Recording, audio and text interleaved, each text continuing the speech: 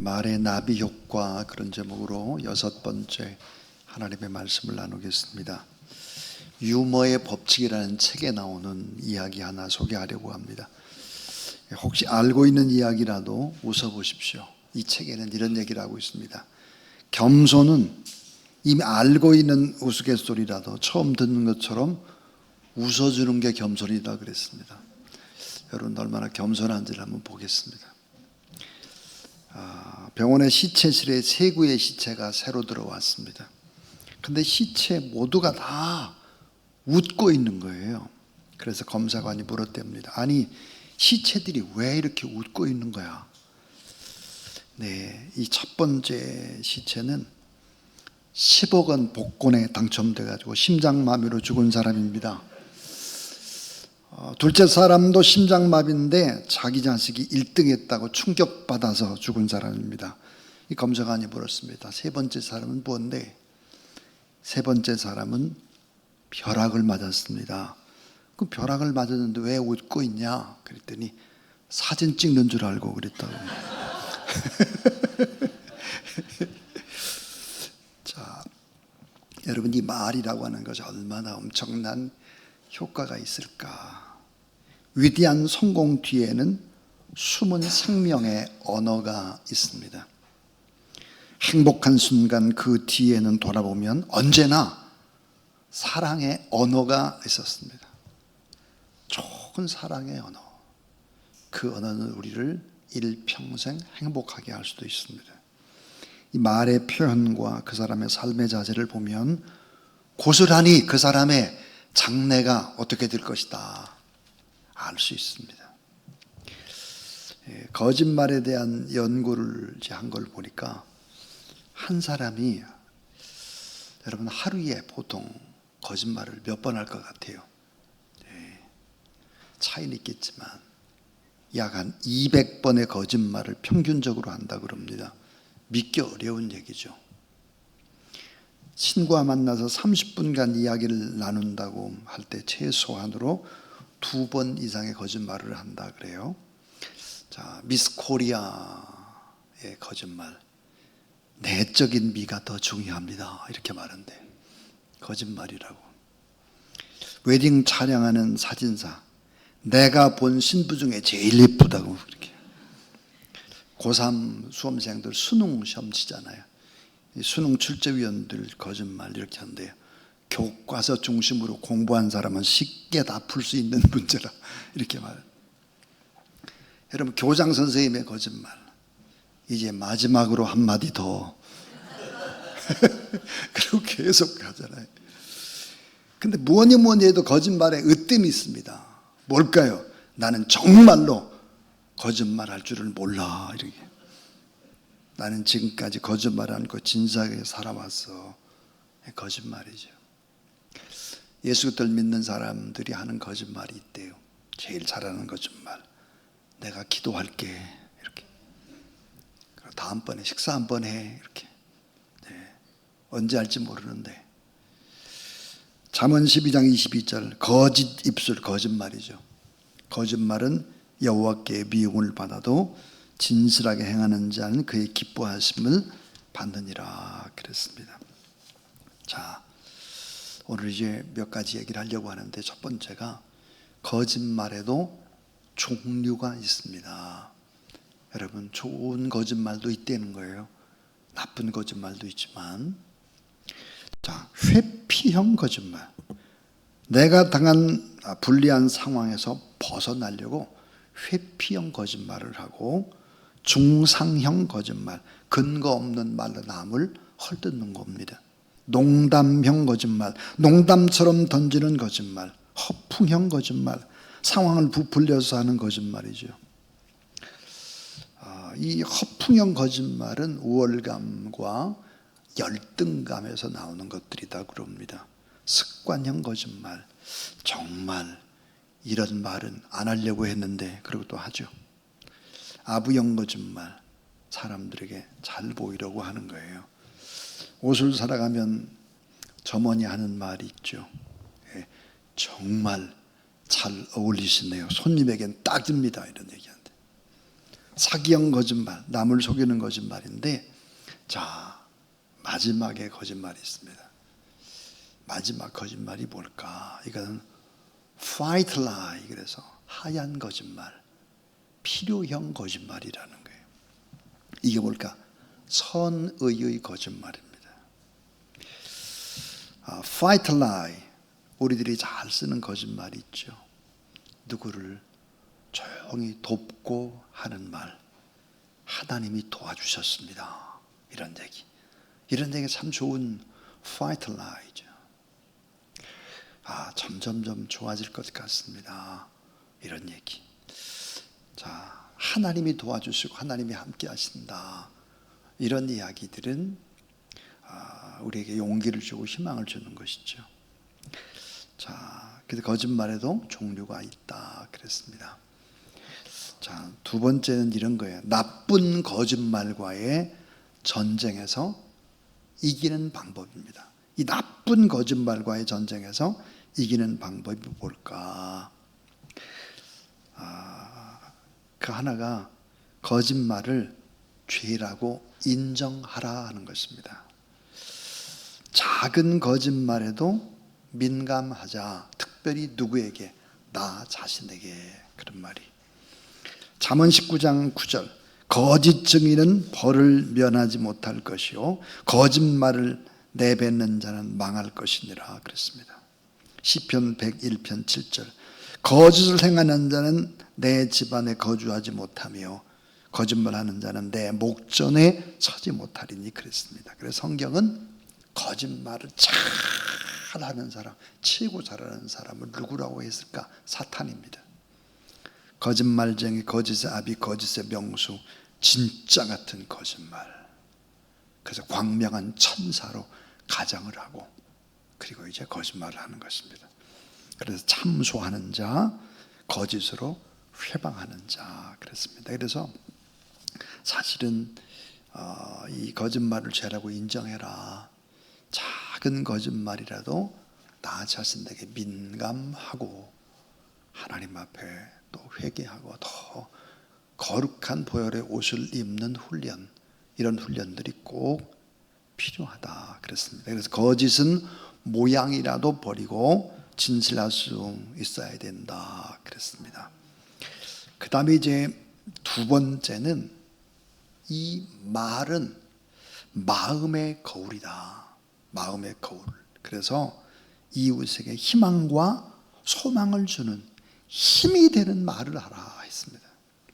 이 말은 마음의 거울이다. 그래서 이웃에게 희망과 소망을 주는 힘 있는 말을 이웃에게 해야 된다 그랬습니다. 마태복음 12장 34절 37절 참 중요한 말씀. 마태복음 12장 34절부터 37절 말씀 제가 읽어볼게요. 독사의 자식들아, 너희는 악하니 어떻게 선한 말을 할 수 있느냐?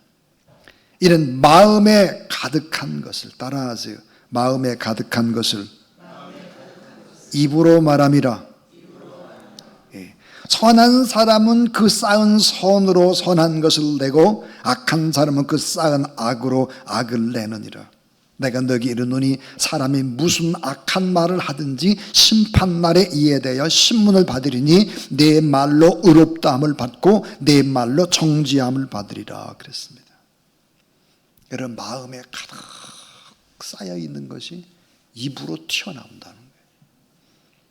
그러니까 여러분, 우리가 머리로 생각을 하잖아요. 이 생각을 하면 이게 마음에 차곡차곡 저축이 됩니다. 근데 이게 입으로 튀어나오는 거죠. 그러니까 내 말로 의롭다함을 받고 내 말로 정죄함을 받으리라 그랬습니다.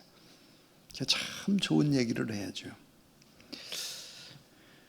하루는 새벽 기도를 마치고 나오는데 어느 집사님이 목사님한테 다가왔습니다. 그리고 이렇게 말했습니다. 목사님, 드릴 말씀이 있어요. 무슨 말씀이신데요? 도대체 이 새벽에 무슨 말을 할까 해서 목사님이 귀를 쫑긋 기울였습니다. 목사님, 주기도문 틀린 거 아시죠? 무슨 말씀인데 주기도문을 제가 틀리다니요? 그랬더니 뜻이 하늘에서 이루어진 것 같이 땅에서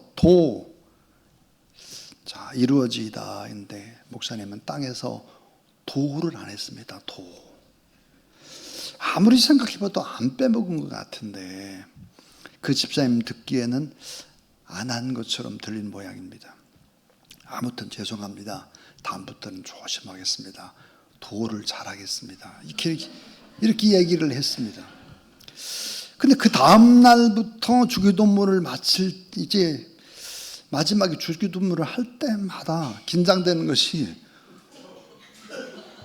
도예요. 이게 이 도가 틀리지 않도록 일부러 크게 하는 거예요. 땅에서 도 이렇게. 그뿐 아니라 주기도문의 처음에 여러분 하늘에 계신 우리 아버지 이렇게 하잖아요. 그러니까 이 도를 잘해야 되는데 이래가지고 중간에 주기도문을 하다 또 잊어먹는 거예요. 이게. 자, 여러분 이게 사소한 말이지만 그것이 사람을 이렇게 긴장시키고 정말 이게 힘들게 할 수 있구나. 그래서 이 도 한마디 때문에 참 힘들었다. 그런 목사님 그런 얘기 하셨습니다. 네, 그럴 수 있어요. 조선시대에 어느 백정이 있었는데 여러분 백정 그러면 아주 이렇게 계급이 낮은 계급이잖아요. 어느 날 두 양반이 고기를 사러 왔습니다. 그리고 이렇게 말했습니다. 첫 번째 사람이 어이 백정 고기 한 근만 주소 그랬습니다. 먼저 온 양반이 이렇게 말했는데 백정 고기 한 근만 주소 그랬는데 두 번째 양반도 고기를 주문했습니다. 그런데 두 번째 온 이분은 백정이라고 부르질 않았어요. 어이 박서방 고기 한 근만 주소 그랬습니다. 백정이 고기를 잘랐는데 첫 번째 양반이 보니까 자기 고기가 엄청 작아 보였어요. 그래서 불평을 이제 했습니다. 아니 왜 저 사람 고기는 크고 내 고기는 작은 거예요. 그랬더니 하는 말 이 백정이 이렇게 말했어요. 그 고기는 백정이 잘랐습니다. 그리고 이 고기는 박서방이 잘랐습니다.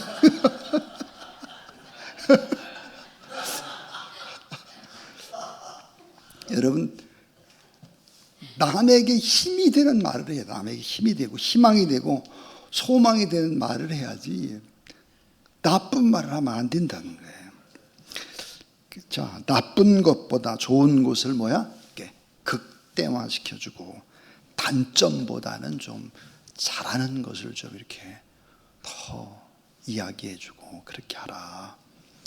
자, 마지막에 이제 아주 중요한 얘기예요. 왜 지금까지 이런 얘기를 했느냐? 세 번째 이야기를 하기 위해서입니다. 말에는 책임이 뒤따른다.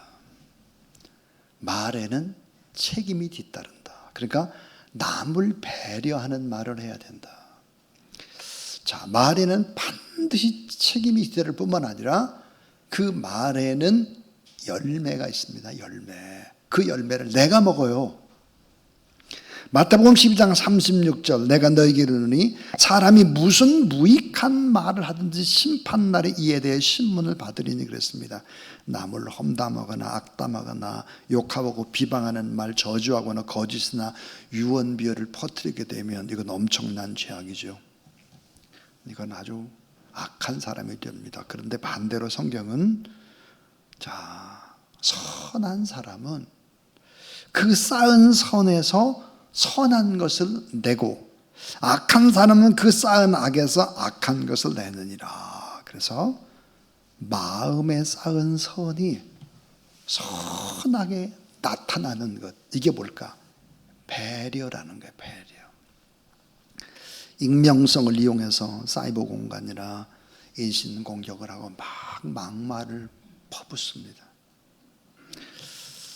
인터넷에서 비아냥대는 말이라든지 수많은 국감장에서 정치인들이 쏟아내는 언어들을 보세요. 자, 아니면 말고식으로 막 퍼뜨리는 이런 언어 때문에 사람들이 상처를 많이 받습니다. 그 말에는 책임이 뒤따르고 그 말한 것은 자기에게로 돌아온다라고 하는 것을 반드시 알아야 합니다. 그러니까 비방과 험찜내기식의 말은 모두 다 자기 스스로 책임을 질 수밖에 없는 거죠. 그래서 정치 생명이 끝이 나기도 하고 불신이 쌓이게 되고, 그래서 방송인들, 언론인들 참 말의 중요성을 이미 잘 알고 있는 분들이죠. 함부로 말하면 잠깐의 주목은 받을 수 있습니다. 그러나 생명력은 길지 못하다. 그 말을 결국은 내가 먹게 된다 하는 것입니다. 그래서 말에는 엄청난 결과가 뒤따른다. 세상을 이끌어온 힘이 뭘까? 그것은 따뜻한 말입니다. 따뜻한 말. 이 말이 결국은 미래를 만들어내는 거죠. 그래서 거짓말을 죄라고 인정하십시오 그랬습니다. 특별히 나 자신을 돌아보면서 작은 거짓말이라도 내가 하나님 앞에서 회개하고 민감하십시오 하는 거예요.